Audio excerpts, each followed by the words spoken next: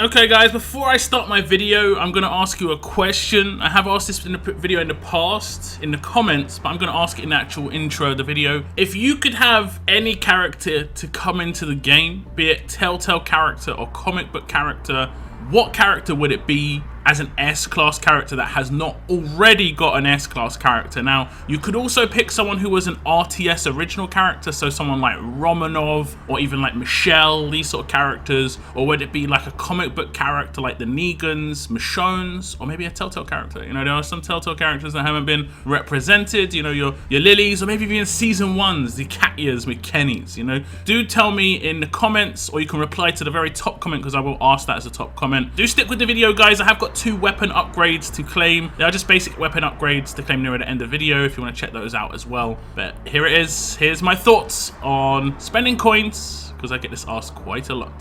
Hello survivors, and welcome to another Walking Dead Road to Survival video. And in this video I'm going to be talking about the character I'm hoping to pull with my coins, as I am saving for a 100 pull. I have been asked, you know, why am I saving my coins? Which character I'm hoping to go for? Am I going to go for a character that's going to be coming back? That sort of thing. So I thought, rather than answering this question quite regularly, I could just refer people to a video of me talking about the sort of characters I personally like to pull for, how I think it's best to use your coins as well when it comes to pulling. And I do talk about this a lot. A lot of people who tune into my streams regularly probably will hear exactly the same thing I say quite often when it comes to spending your coins. So first off, we'll talk about the kind of characters that I am looking to pull for myself as an individual. And I've always said this in the past, I'm always about characters that I can use in a lot of teams. That's why I did pull for Command Rick, because he's a character that I'm going to be able to use in every single team. Offense, defense, makes him a very, very good character for me to pull for. You know, getting lucky, even if I got multiple of him, he would have been great. I did not get multiple, but I'm happy with what I got out of that. But another character that I said I would pull for if she was not an event character and she was a promo, would have been Princess. She would have been a perfect character. If I would have, it can be sometimes hard to work out how powerful a character really is early on, and I wasn't 100% sure on Princess early on. Like, I thought, yeah, she's a good character. She's got a very solid kit, but as time went on, damn, she obviously everyone knows now, but she is amazing. So like, I would have been really mad if she was a promo and I had the coins and I didn't pull for her, so I'm quite happy. Another character type that I like to pull for, which I haven't really talked about too much, but it's good to actually mention, is attack leaders. Characters that allow me to use parts of my roster with other parts of my roster that I haven't necessarily been able to use in the past.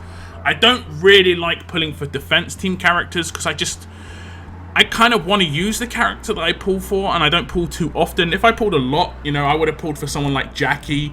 If I would have pulled for multiple promos like Matteo, Jackie, Alpha, the Trader Storm, those 5 characters are kind of cool. But if I was to choose one character out of those 5, which one do you think it would be for me?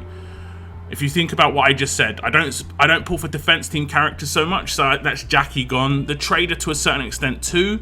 He's mainly a defense team character, so that kind of leaves Matteo, Alpha, and Storm. And realistically, like in terms of a character that can be used on every team, it's either going to be Alpha or Matteo. You can't really use Storm on every team because he's going to kind of need leader bonus. He's going to be very one-dimensional in how you're going to build him. Whereas Matteo and Alpha, you can build both very defensively if you want to. So those sort of characters are the ones I pick out of those 5 promos in terms of like the really high level promos that we've had. I like AJ, so it would be a character I'll go for in the future, that sort of thing. But out of the last bunch of promos that we've had, definitely those 2 stick out to me. And as you can see in the sequence of releases, I had 100 pull for Rick, and then next was Matteo. You can never know, you know, you can never know how it's going to go. Did I make the right decision? Who knows? Who knows? I like Rick. I think he's going to be a long-term usage on my team, so I'm not unhappy at all. So the character I'm most likely going to pull for is going to be a support character, or someone who's got a really nice active who can be defensive. You know, that's the kind of Matteo or Princess situation. Or like someone who's got a really good specialist, i.e. like someone like Alpha, or a really good attack leader. Basically, the 3 leaders that we miss right now are fast and tough, attack leader, alert and fast, and tough and strong.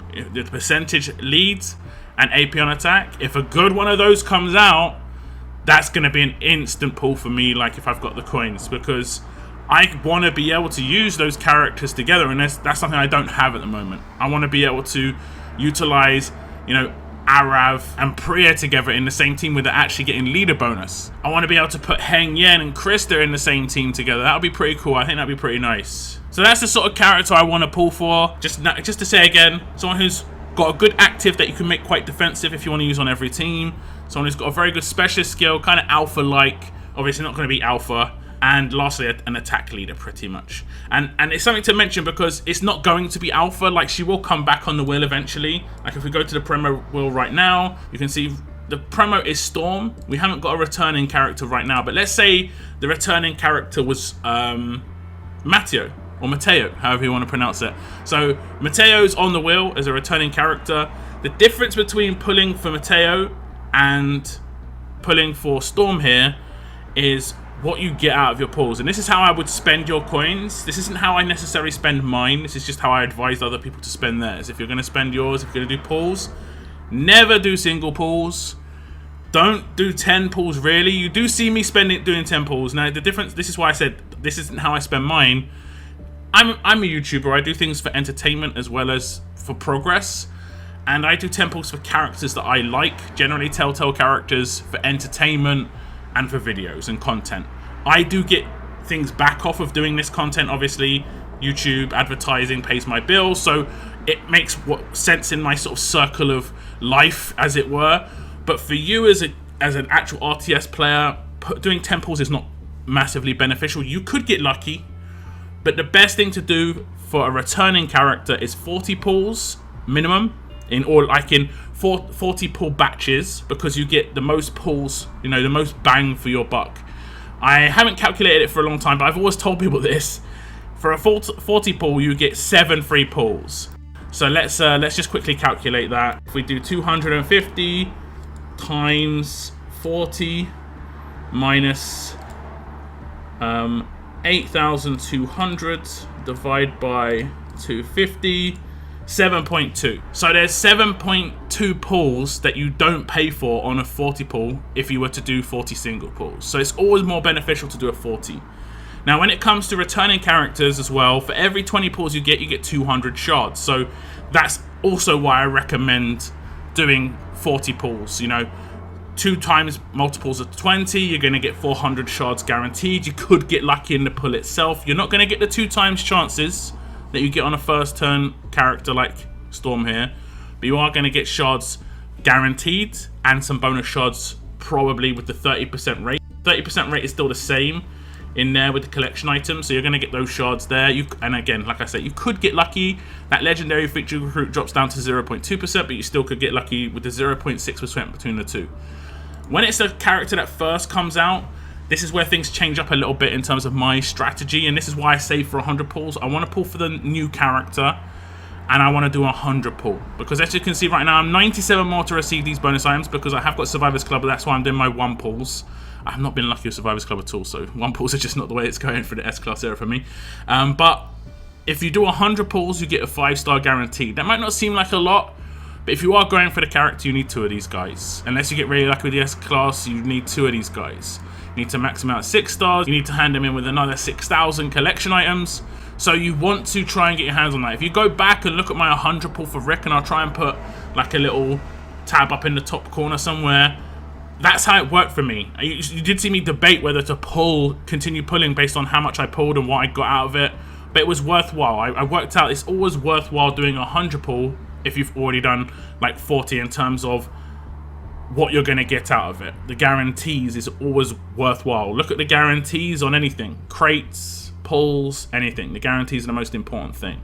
At least in my head, that's how I kind of approach everything in RTS.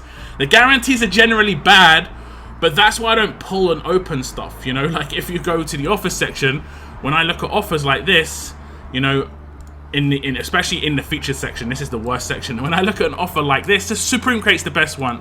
I basically look at this and it's like, oh, 3,500 coins for 100 shards. That's how I always look at that. I don't look at the 8,000 because the chance of getting that is very, very small. You're most likely to get the 100 shards, 48%. So that's how I always look at things. 3,500 coins, 100 shards. Savior's bag here, 115 coins for 1 key. Now, you might say, hey, that's not bad, because if I buy 5 of these bags, which you can buy 1 of, unfortunately, but if you were to buy 5 of them over the course of like how many times they come back, you're gonna get, what is it, 15 Bazils? Like 15 trainers, 4-star trainers. You could say, hey, that's not too bad, and that may not be too bad for you. And then you look at other stuff and you might say, hey, trauma kits, 100s, and then the minimum is the stuff that you kind of don't want. So like, that's how I look at stuff, and that's how I dodge and weave on offers. Sometimes there's an offer that's really good. I think you have seen me buy event stuff in the past, especially in the feature section. Sometimes you can get some good ones. It's rare. It is rare. I don't buy anything like that has cans in it, generally speaking, or energy, or gear, really. I mainly buy stuff around events, and it's where like the bottom end guarantee of the event stuff is good. So that's how I work, and that's the same thing with the 100 pull. The guarantee on a 100 pull is I'm going to get a 5-star. I could potentially get no, top reward. I could get no legendary recruit. I could get no ascendable epic, and potentially, I mean, there is a chance, especially when there's odds involved, I could get no other shards in 100 pulls. It's unlikely, but it could happen. So that's the guarantee you've got. You could get really lucky, but that's why you save your coins. And that's my biggest recommendation to you, is to save your coins for a character that's going to really make a difference for you and your roster and unlock things. And honestly, just make it more fun for you. You're trying to enhance your enjoyment, right? And if you enjoy defending, possibly you could say, hey, a defensive character is going to be the way to go. But in my experience, characters on defense teams can swap and change quite a lot, whereas attack team characters are kind of useful for a longer, and you get to use them yourself. They're in your hands, you get to play with them. I think that's more fun, personally. Would Storm be a character that I do a 100 pull for? I mean, I would definitely be in a position where I'm just debating it, but I'm probably going to stick to my guns with the sort of characters that I said I was going to go for. That's what I'm sticking to. I'm sticking to my guns. Sticking to my guns. The only thing that I could potentially pull for like a 100 pull for was if there was a Telltale character came out that was good but wasn't within that sort of those 3 things that I just said. Kind of like, would I have done a 100 pull for AJ? Maybe, honestly. Maybe. I kind of liked him. I think his normalize is actually kind of underrated. People are comparing him to Princess too much, where he's a character by himself and he's very good by himself. So, yeah, that's how I spend my coins. I don't know if that's how you spend your coins on characters. So, yeah, I just thought I'd bring you this info, guys, because that's how I spend my coins. And I know I get a lot of questions about this. I have actually got 2 weapons to open. They're nothing special here. So, they're just 2 5% upgrades or 30% upgrades, I think. I can't really remember what these are. I think one of them is even Dr. Stevens' syringe. I reset it. So yeah, left or right? Oh wait. Okay, we're gonna pull left. What is that old guy gonna do? He's gonna give us a crit. Okay, I think it's AP on attack for Rosie. Let me see. Huge AP. I like to just make these weapons perfect if I can. Take my time. And I think this is gonna be Erin's pistol. Oh, we get a crit as well. Thank you very much. Oh, he has to give us 2 more, otherwise we are going to hit that reset button. But it's nice as it stands. Erin's weapon does look pretty cool. Not going to lie, Erin's weapon does look pretty cool. You can't. Ah, there we go. Look at that. I like it. Okay, so there's the 2 weapons. Those are my ways of spending coins. Hopefully that's helped you in any way. Definitely save your coins, guys. Avoid the 1 pulls, even if the character looks really sick. 100 pulls is the way to go. That is the end of my video. Thank you very much for tuning in, though, guys. And as always, keep on surviving, guys. Keep on surviving.